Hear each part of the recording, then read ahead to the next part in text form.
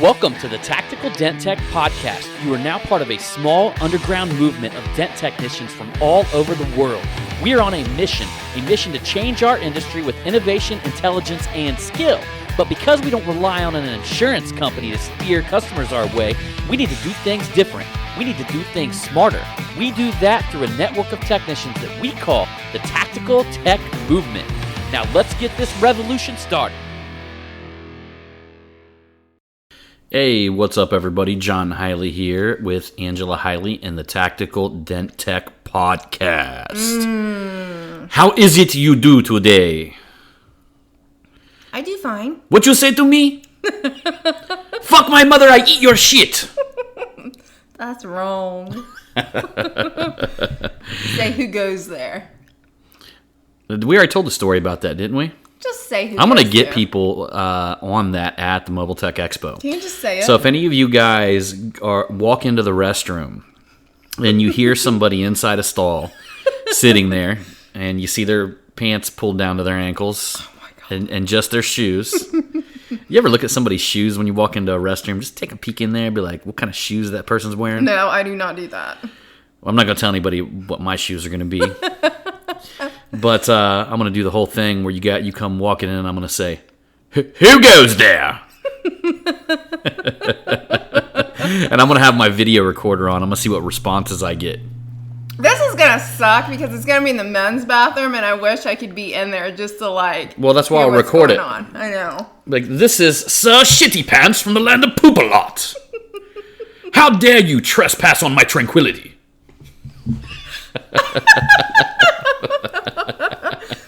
Oh, this is going to be so good. If you guys listen to some of my old podcasts, I got that from when at our old shop we had like this community restroom was horrible. And some of you guys even probably remember way back into the booger wall days where that was actually talked about on PDR Tool Time original. That was the first original drop of the booger wall.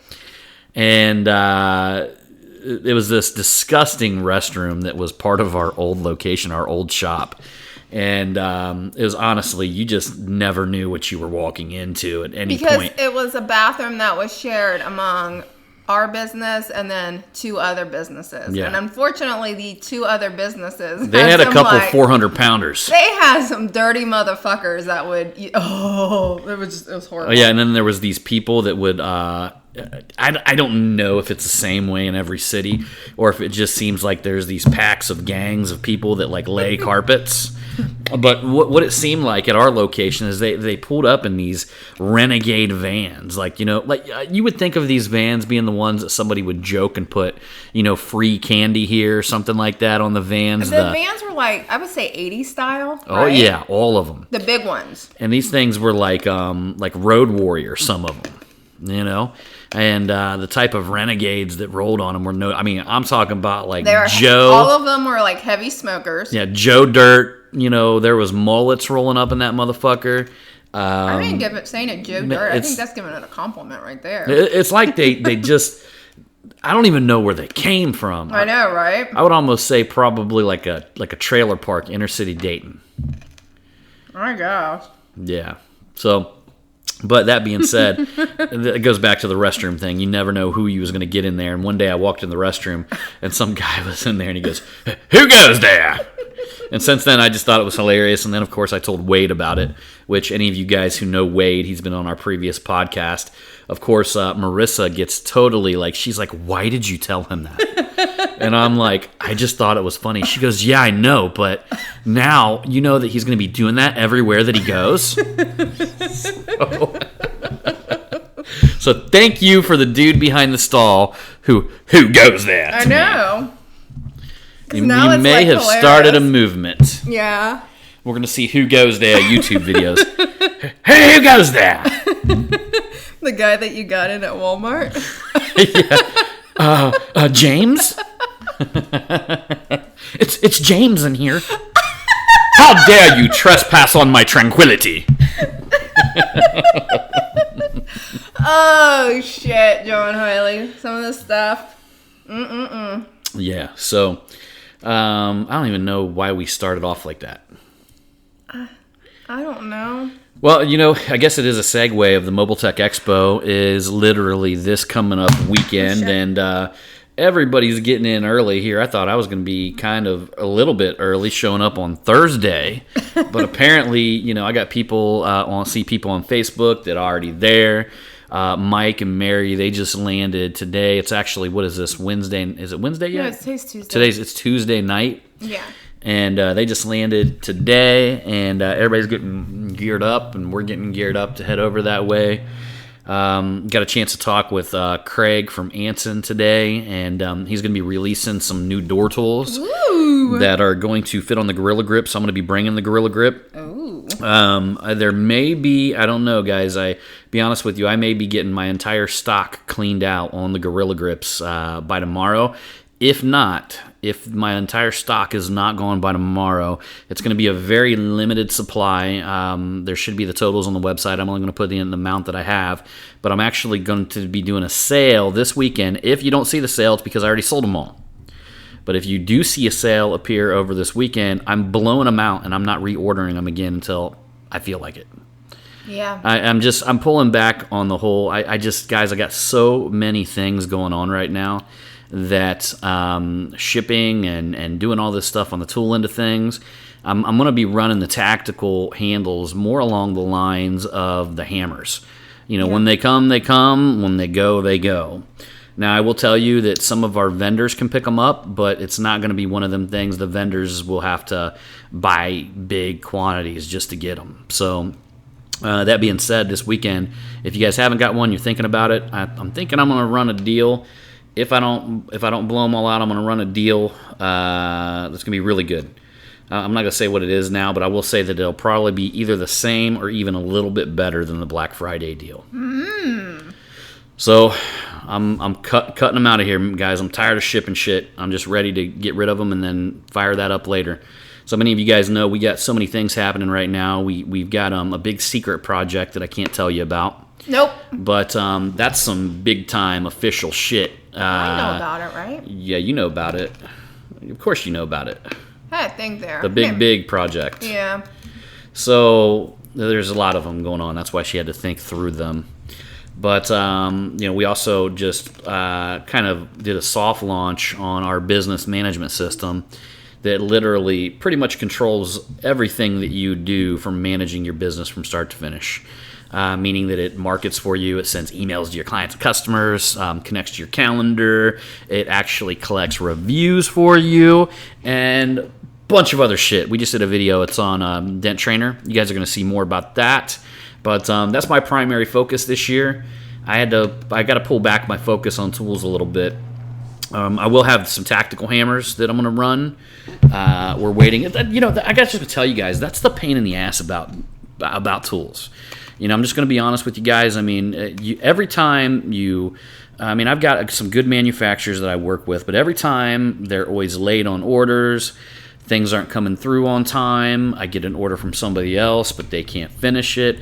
I mean, it just seems like machine shops they're kind of just always in the habit of like pushing shit back, Mm-hmm. So you've got to constantly deal with that. And I refuse to order from China. I've had a lot of people tell me I was crazy because they could get some of the things manufactured at like a much cheaper cost than what I get it here in the States. But I'm not going to do that. I've also seen that backfire on people and become just a horrible situation. Yeah. Because some of the Chinese factories, especially, look, man, if you're only ordering 500,000 tools or even sometimes 2,000, you're really a small fish. And they will send you samples that look really nice and then load you down with something that's way worse, like a much shittier quality when they actually send the parts and all that kind of stuff. The fits won't be perfect. I mean, there's a lot of things that could be miscommunicated from the Chinese.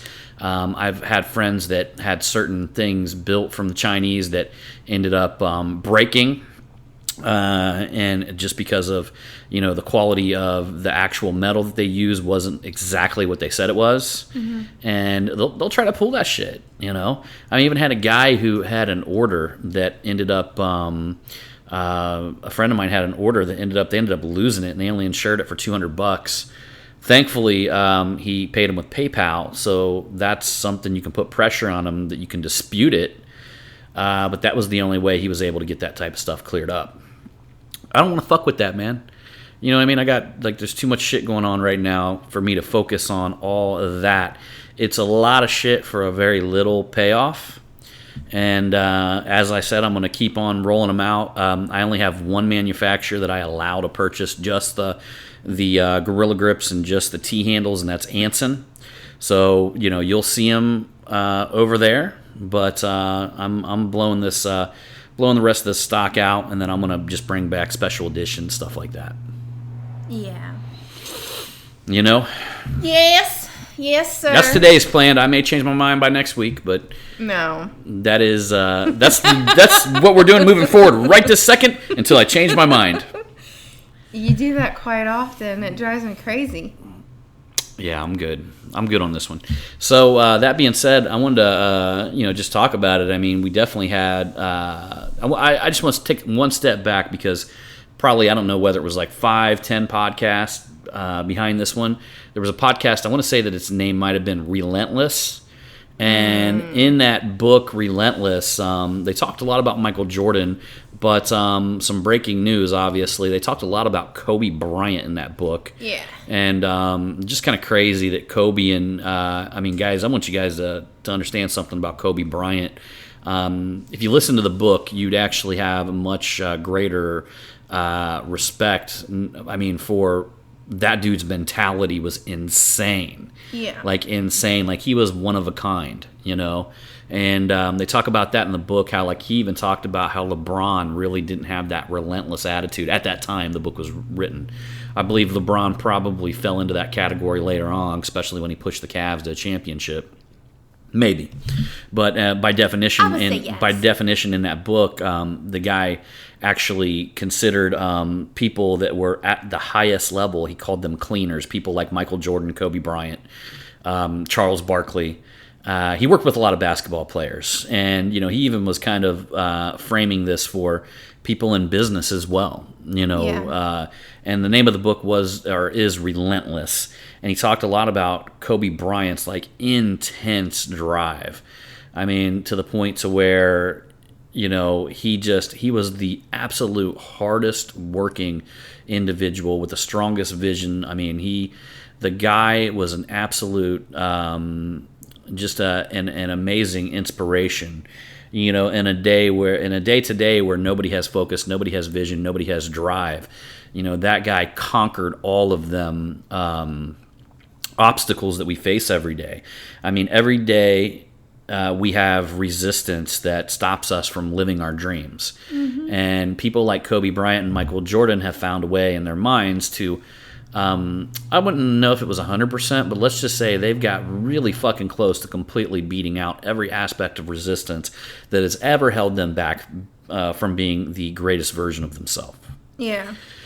And, that's some really cool stuff. Actually, you found a quote, didn't you? Or 10 different quotes? This is Kobe Bryant's 10 rules to success.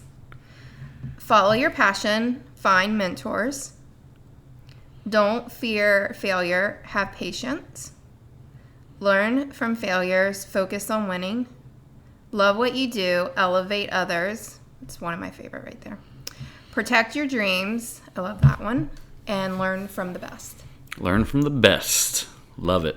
Mm-hmm. Yeah.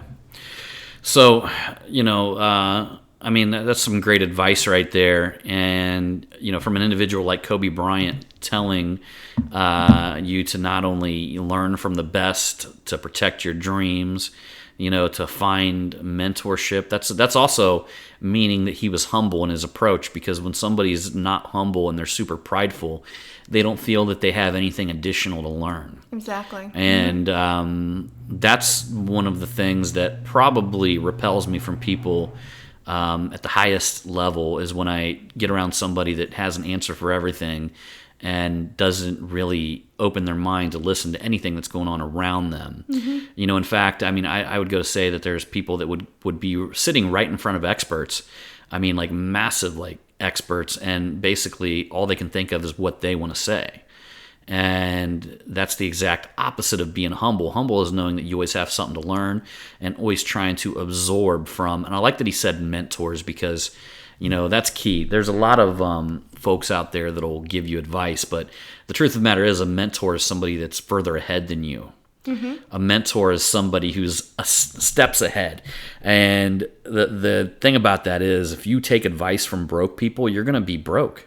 Mm-hmm. If you take advice from somebody who has not built a business and they're giving you advice on, what do we want to call this? Like the theology, right? Theological, advice on how to build a business, then you're never going to build a really good business, because they're not teaching you the things that a real business, somebody who actually walked the path, somebody who's actually walked the walk, can quickly get you to places that you could have, it may have taken you 10 years. Like literally somebody who is ahead of you. And I experience this now because, some of you guys might know, I work with probably one of the most expensive business coaches in the world, and the reason why I chose him is because he walks the walk. The guy's a multi-millionaire, and he is ahead of the game in so many ways. Ahead of me. He's ahead of me. I would have never hired somebody as a business coach that was beneath me. Or at the same level. They could tell me that they went through coaching practice here, they went through this school there, they learned this here, and I wouldn't give a fuck, because I was looking more for somebody that was ahead of the curve.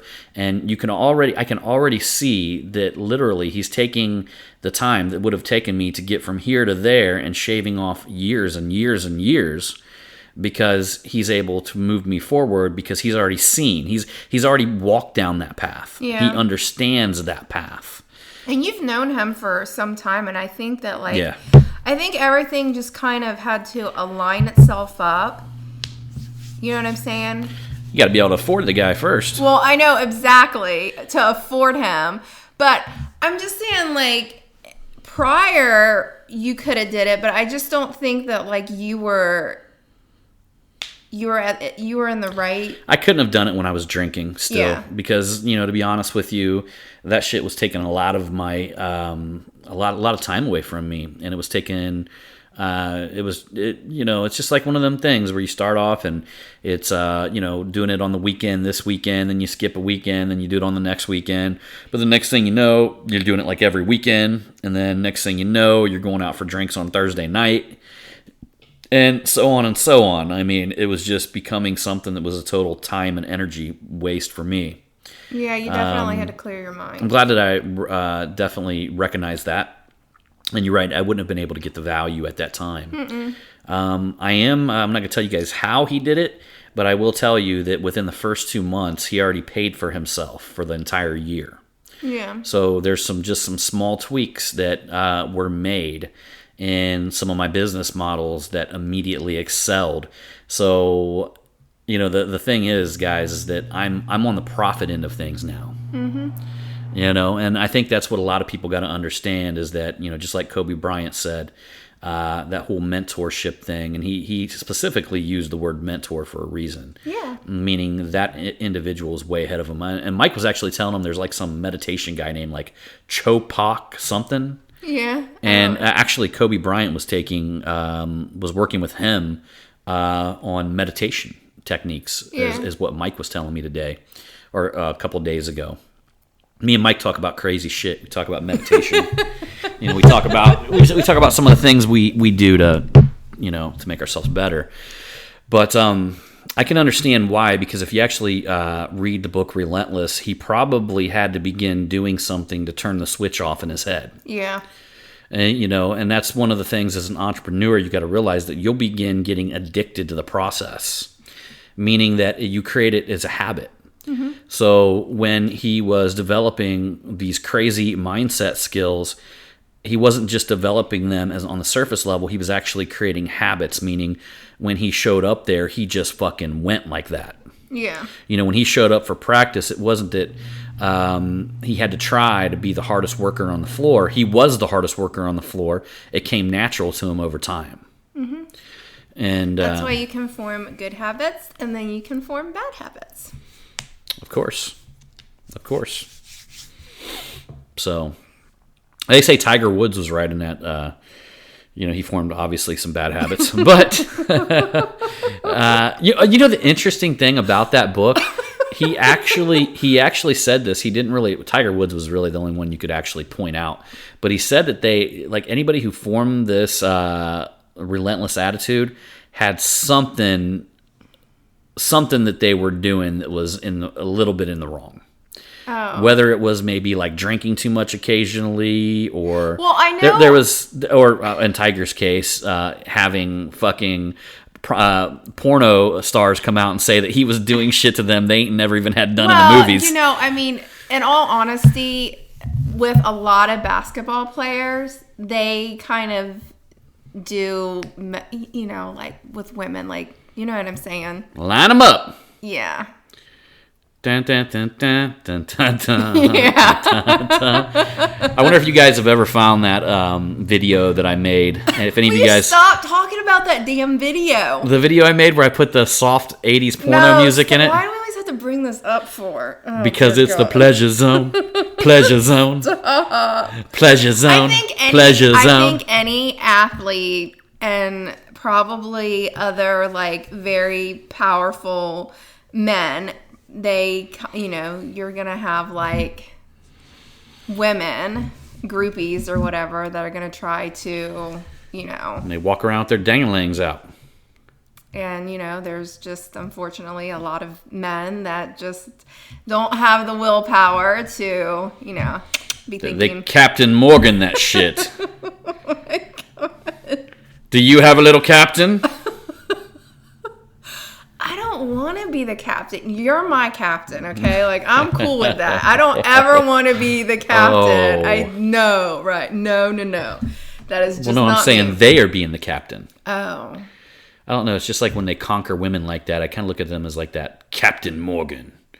You know how he puts his like foot up on like on a chair or something. Yeah, but Kobe Bryant stands was married, there proud. You know what though? His wife like stood by him when he, was there not some being faithful to his wife. Oh, there yeah. was some time that happened? Yeah. Well, we can go talk about that in respect for what happened. But that's what I'm saying is like, hey, keep it on Tiger right now. But he did Tiger Woods was nasty, man. But Tiger, You should have was seen married him. to- you know what? You should have though? seen him.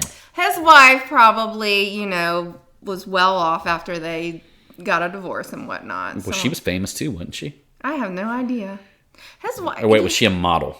No, I don't think she Why was do a they model. marry them skinny ass bitches? Them tall, skinny bitches. No, I don't think she was a model. Mm.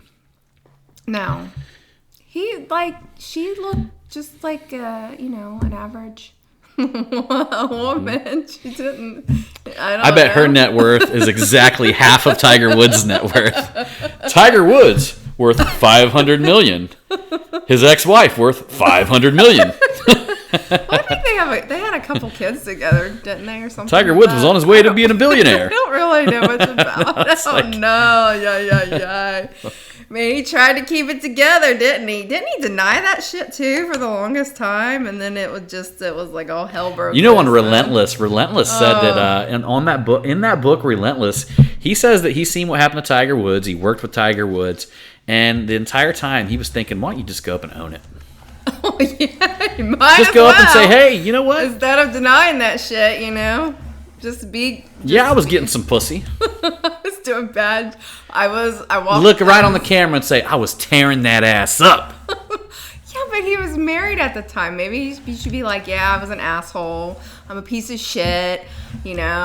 I ran around on my wife, and this is what I did. And you can slaughter me and say whatever the hell you want to say. And then right at the end, he should look in the camera and say, but look at it from my point of view. Oh my God! Stop, John. Look at it from my point of view. Stop. No, he no, had to look at the camera no, right at the end and say, look at it from my point of view. Oh, I was stop. horny. Oh my God, that's horrible. That is horrible. You guys know where I got that from. It's Me, Myself, and Irene.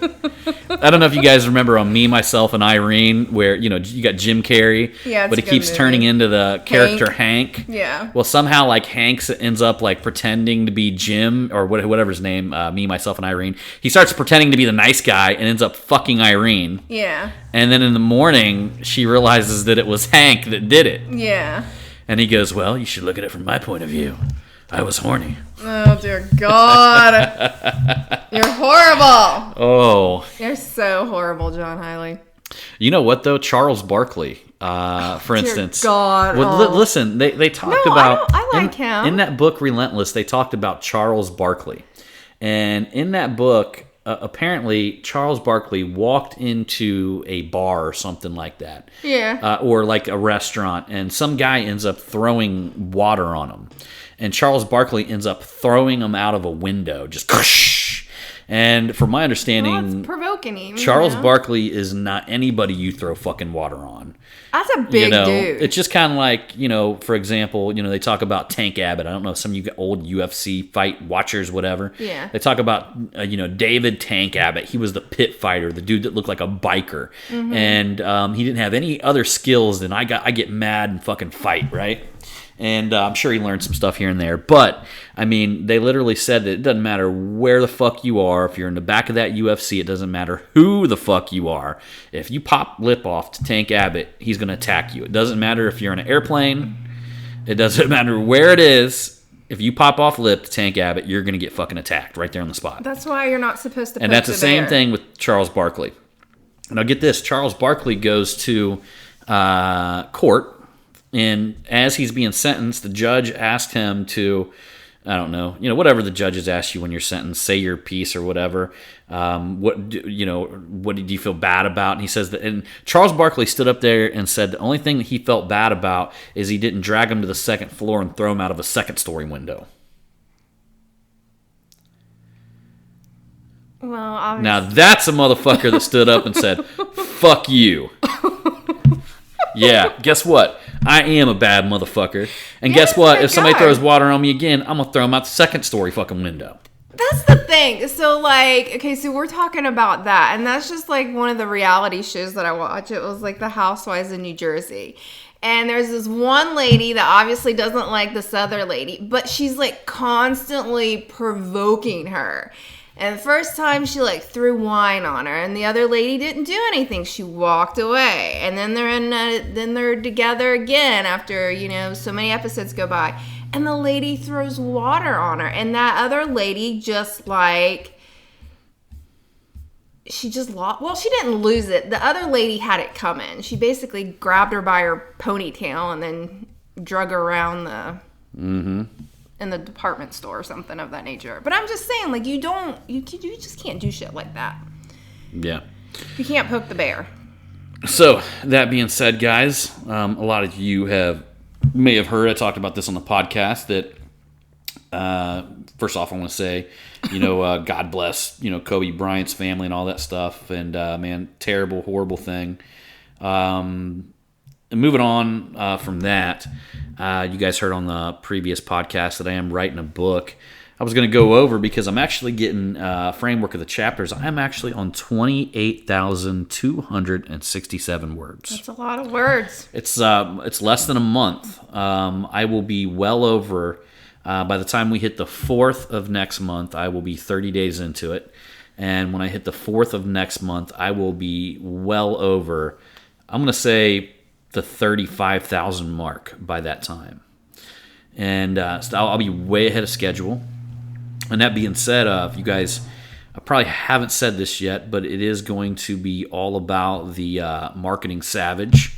And it is a book written about marketing, but I just wanted to go over a little bit about the chapters. And they're not completely finished, but I just want to keep you guys in the loop. Some good stories in there, though, too. Yeah, that's right. Yeah, I do got to go through, and I got some stories in there, but one of the things you guys got to realize is the things that people are going to remember the most are stories. Yeah. And you always want to, when you're trying to emphasize something specific or some sort of, something that you're teaching somebody, you're better off, teaching it and then also telling a story, and then teaching it and telling a story.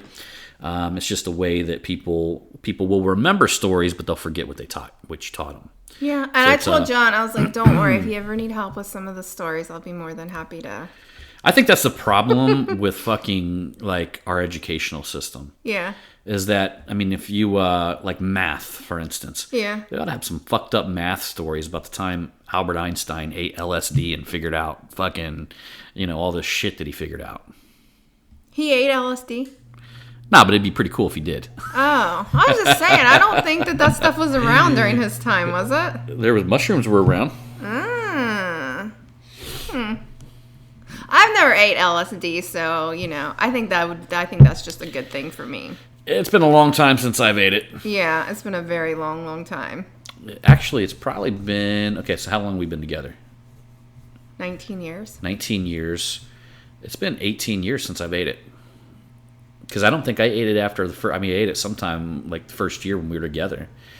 And I saved you when we were first together and you ate it. And I saved you. I was John's angel and I saved him. Woo, that was a bad one. It was going south on me, guys. Yeah. I thought the couches were going to eat me. Everybody hated me where I was at.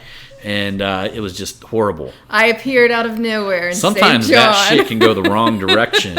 It went the wrong direction. It will literally make you feel like you're in hell, pretty much, when that shit goes the wrong direction. So when I came and saved you that night, did you feel better?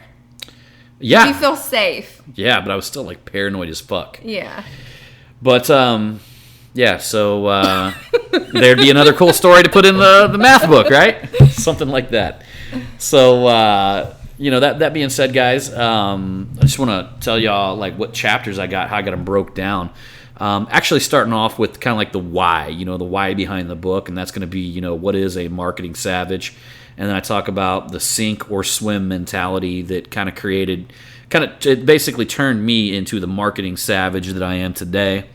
You guys see it, y'all see it. I'm all up in when it comes to the things that we do. We get pretty intense with all of that stuff. I get pretty intense with all of that stuff. Yes, you do. And I love it.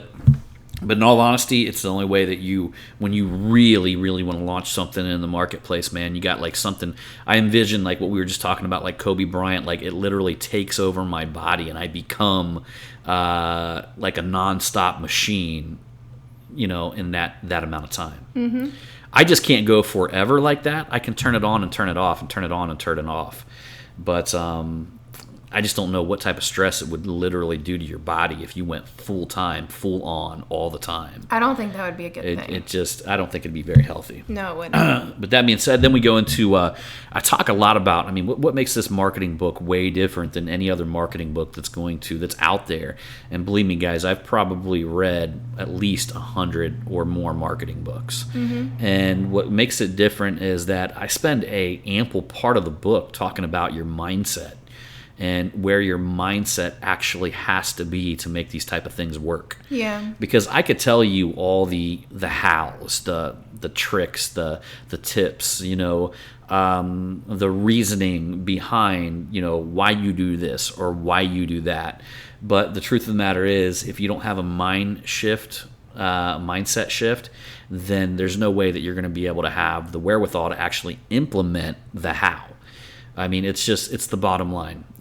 Because, look, there's no lack of information out there on marketing. Mm-hmm.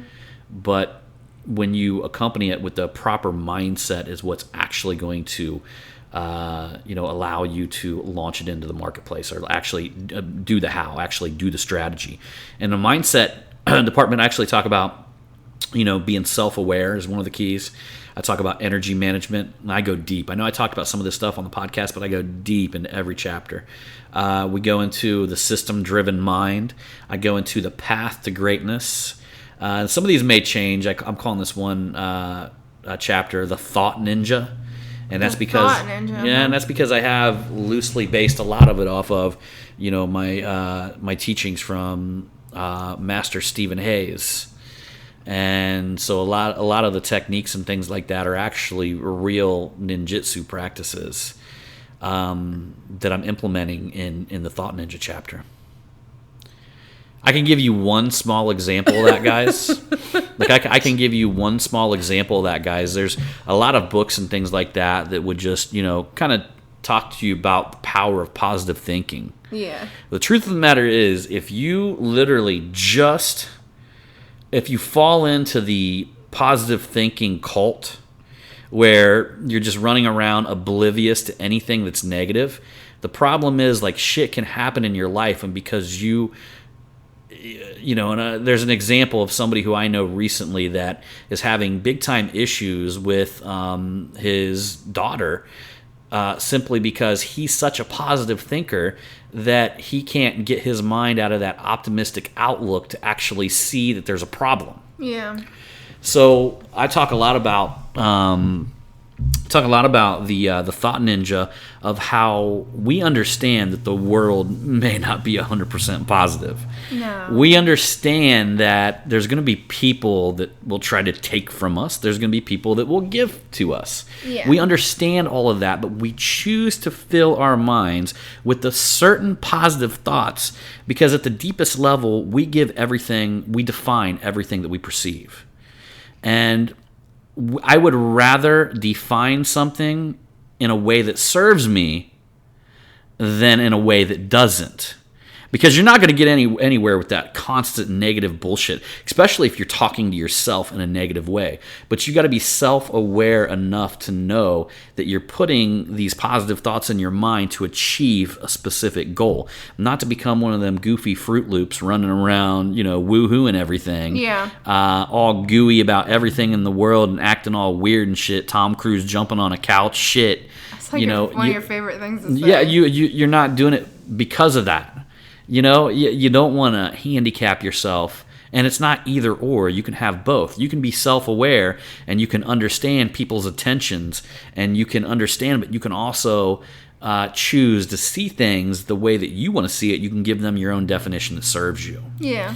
And I go so deep into that. I mean, that chapter is probably, God, I want to say 4,000 words or something like that. When you say ninja, it makes me giggle because when John was like into doing all this martial arts stuff for the longest time, like John has such an amazing imagination that, oh dear God, like it started driving me crazy after a while because you were constantly acting like a ninja. Sneaking around the house. I'm like, stop. It drove me crazy. Oh, it was so fun. And then anytime we had to go there because he was like getting a new belt and stuff like that, and they were doing all these like exercises and performances, like I'm just like, I can't like take this serious because I just think it's just John up there like playing, having a good time, using his imagination. I will tell you guys the power in them. I would go to the normal. You had to go to the normal classes to graduate or whatever, like get belts and stuff like that.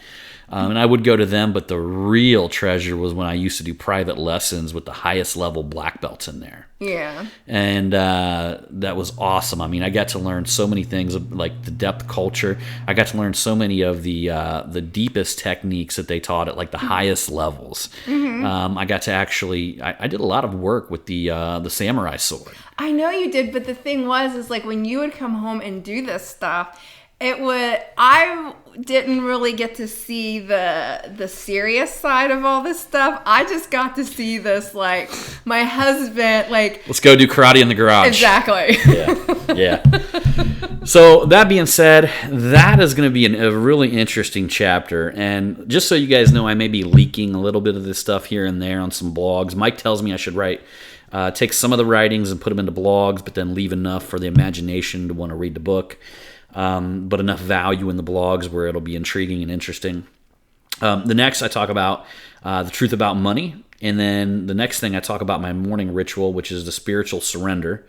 And I go deep into that. I'm not going to say too much about that now because I've literally just opened myself up to the fact that I'm going to let everybody know exactly what I do as a morning ritual. I love it. I think it's amazing. But when we were at Christmas, John was telling my dad about this. And my dad could not wrap Even his fathom. head. He couldn't wrap his head around it. He couldn't. It's one of them things where it literally can do one or two things to people. It can either make them so uncomfortable they want to jump out of their seat. Yeah. Or they can actually open their mind and see the intention behind what I do. Yeah. And because I love it. I think there's and anybody who literally, like, look, guys, I read a lot of books about a lot of wealthy people, and I've been on stage and I've spoke with people that at marketing seminars that speak worldwide, and literally these people are doing and thinking on a different level. And I'm opening up some of the strategies that not only that I do, that they do, but a lot of these things, I don't even know anybody else that does them but me. And anytime I've actually opened up these strategies to people that have the mindset that can actually absorb what I'm telling them, they literally are just blown away with the morning routine. It honestly, when you read the book, it makes so much sense if you actually read through it and think about it. Is all I can really tell you. You were almost kind of like even a little hesitant to tell me because I honestly kind of felt like you thought that I was going to look at you in a really weird way. But then when you told me, I'm like, that's so fucking awesome. Yeah, very, very unconventional strategies, but you actually find there's some other old time books. You actually find that some of these strategies were implemented from people like Henry Ford and Andrew Carnegie, and in a different way. I've always been a kind of individual who, I consume what I've been taught, but then I usually contour it with what makes sense to me. And I talk about that in the book. I'm like, look, if you only did a few of these techniques and not all the ones that I'm getting ready to show you in my morning routine, I mean, just by creating a routine, that's going to help a lot. Yeah. And people don't realize like what you get accomplished first thing in the morning, it will literally be the big win that rides you through the rest of that day. So that right there, so far, that's the mindset and part of it. And then actually going into the teaching part of it, the how, I go into two segments that kind of mirror each other, but I had to break them apart because there's a difference there. And I kick it off with the marketing sociologist, meaning that it's when you actually study your market, you're kind of doing exactly what a sociologist would do. And you want to be able to do that with multiple markets and understand multiple responses. And it's a deeper look. It's like an overall look of not just your market, but an overall look at different cultures and different markets in general. Because sometimes you'll pitch your service to one market, like one demographic, like a woman, for instance. You'll pitch it to like maybe a female market, and that'll be your main target whenever you target females to purchase your services. And then you'll target male golfers to purchase your service.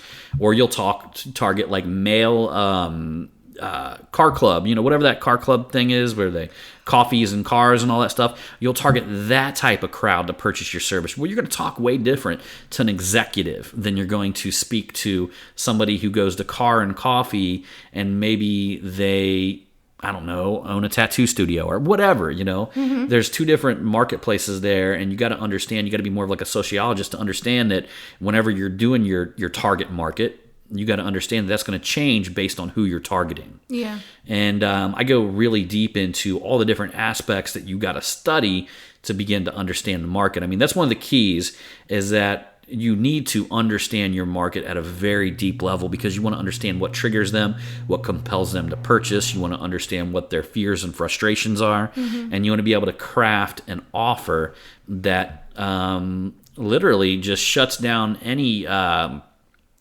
objection that they have in their mind. When they're done working their way through your offer, you want to be able to shut down every objection all the way through from the beginning to end. And a lot of times, guys, what you guys got to realize is that, for instance, over this weekend, people know that we're going to be launching our Dent Trainer business systems. I'm literally looking, when I'm talking to people about this, I'm going to talk to people, I'm going to tell them about it, tell them what's happening, and I'm looking for common objections. So I'm looking for something that says, well, then I would, does it have this? Or, does it have that? Or, I'm looking for, when I talk to people about it, I'm looking for what their common objections are because I need to go back to my marketing drawing board and I need to incorporate value components that combat them common objections. Okay? So, and going into that, a value components, even digging a little bit deeper. I could literally, like I said, this is going through the whole book. And then I also talk about persuasion in this book. And it's so funny that most people actually associate that word with something negative, and it can be.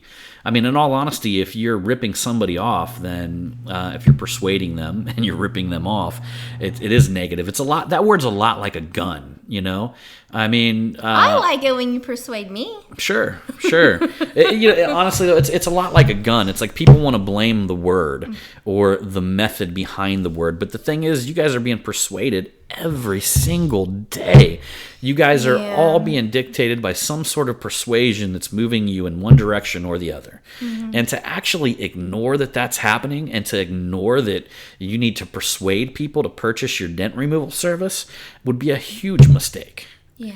And to go even further, to not go into the deep details, and there's actually 6 laws of persuasion that I cover, and it come from a guy, a last name Cialdini, that had a book. I can't remember off the top of my head. Maybe I'll remember it the next. But actually, the 6 laws of persuasion was developed by him like back in the 80s, and it was a book that was written to actually help consumers avoid being persuaded by scammers. But what had happened was all the marketers got a hold of it, and it became like a marketing like icon, you know. Oh. Huh. And like an iconic book in the marketing field, because it had, you know, it talks about the exact laws and the things that you want to incorporate, you know, inside of your offer or inside of your service. But in a sense, what it does is it gives you a great idea that when people come to your website or they come to your landing page, what elements do you want to have there to prove to them that you're an authority in your market and you're the only person that they want to buy from. Ideally, when you read that section, you're going to understand exactly what that is. And I even go through the details of, you know, the elements that, you know, you don't have to incorporate every element, but if you incorporate 4 of the 6 into your marketing, you're going to be way ahead of your competition. And when people come and they actually land and they see you, they're going to want to choose you because they're going to see you as the best. And so it's super important to have this in the book. Also have creating the irresistible offer. And you see how everything builds up. You know, you understand who your market is. You understand the laws of persuasion. And now you're to create your offer. You know, you're to actually build out exactly, you know, what you're selling to that individual and framework it in a way that they can actually consume it. And once you framework it in a way that they can consume it, you want to fill it with the laws of persuasion to persuade them to actually consume it, okay? The next one is lead generation. I talk about filling your funnel. And we'll go deeper and deeper. I could go on and on about funnels and things like that. But in a sense, lead generation, guys, at its is basically just the flow of traffic that you have, whether you're trying to get your phone to ring, whether you're trying to get emails, whether you're trying to get forum submissions, you know, whatever you're trying to do, actually getting them leads through and then creating a system that actually closes a specific percentage of them leads. Mm-hmm. You know, because that's one of the ways that you actually break it down to an exact science is when you understand how many leads, if you can push 100 leads through your website or through your funnel, you know, what percentage of them leads are you going to be able to close? You know, and on top of that, what is going to be your customer acquisition cost to fill them leads through your funnel? And how much money are you going to make off of the percentage that you close? So anyhow, next I go into a value ladder and creating additional value channels into your business. And then I go into actually the one thing that most paintless dent removal companies and most companies completely neglect and they completely forget is how to strengthen the actual tribe. So you get to focus on most folks just focus on bringing in new business and new clients, and then they completely forget to actually nurture the existing tribe and build and strengthen that tribe.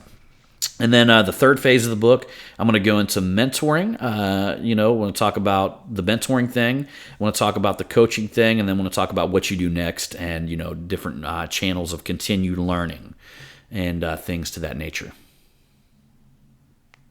So what are you over there smiling about? Nothing. I'm trying to figure it out here. You're over there looking at me all goofy. I was going to say something funny, and then you gave me this look like, how dare you have a smile on your face? I'm trying to figure out what you were smiling about. You're being all like serious. You said something. I was just thinking of something funny or whatever. And then you get this look on your face, and I'm like, so sorry. You're being so serious. And I'm just trying to be funny over here. Now you guys see us getting in a fight on our podcast. We're not getting in a I cannot believe you guys caused a fight between me and my wife on our podcast. We are not. Here you guys had me talking serious. All I was going to say was like, And- you can fill my funnel. Shit, why did you say it? Because because I didn't know when the right time for me to say that. That's all that was going through my head. Like, you kept saying funnel, and I'm like, oh, you can fill my funnel. And then you give me this death look, and then it makes me feel like... I did not give her a death look. Yes, you did. You gave me this look like, what the hell? Why you got a smile on your face over here? I honestly can't believe that you guys out there made me give her that death look like that. You guys keep me so serious. What can I say? Well, you were being extremely serious, and then you said funnel. I'm wearing a fucking top hat for this show. You ain't wearing And it's not even being recorded. You just spitted when you were talking. I am spit a lot. Oh, dear Lord, John Hiley. Sometimes you need to, loosen up a little bit more. I feel like hitting you with a banana. Why were you over there looking at the bananas for? Because I was thinking about taking one and just No, you're not going to hit you on the me head with a banana. You're not going to hit me with a banana. Yeah. You might eat one of the bananas. But you're not just going to hit me with a banana. We'll see. Mm-hmm. All right, everybody. So that being said, guys, I will continue to give you guys some teasers and stuff like that on the book. Massive amounts of stuff. Like what you guys heard was me just scraping the layer and giving you an overview. In this book, I go and I dig deep on every single one of these subjects. Yes, and I will guarantee you something, that things are going to be added to this, because as I'm going, what happens is when you write a book, you get this kind of like overall flow. Like the first thing I started with, I knew that I wanted to present the why. I knew that I wanted to present the what, and then also the how. And that's basically implemented in flows through three different segments throughout the book. But in each one of them segments, there's different chapters. And as I continue, what happens, you'll find yourself writing a chapter, and then you'll find yourself thinking about it. Then you'll find yourself doing research on specific subjects and coming in and writing a paragraph about a specific subject. But then you'll realize that actually needs to be its own chapter, and you'll end up writing a chapter based on the paragraph that you wrote. I mean, that's the type of stuff that happens when you start writing a book. So I find myself most days just kind of floating from top to bottom, looking at the entire thing and thinking about, where I need to add and what I need to, complete. That's right. So I just didn't want to interrupt you. I think I'm at a point now where I can read through everything, and I'm looking for specific stories that are going to accompany, a lot of the teachings. Mm-hmm. So I want to say probably in each chapter, I'm probably going to have like 3 to 4 stories, depending on how big the chapter is. Yeah. So and I truly believe I'm going to try to find some like unique shit. I don't really want to use all the cliche stories that have been floating around all the marketing books and stuff like that. No, they'll be our stories.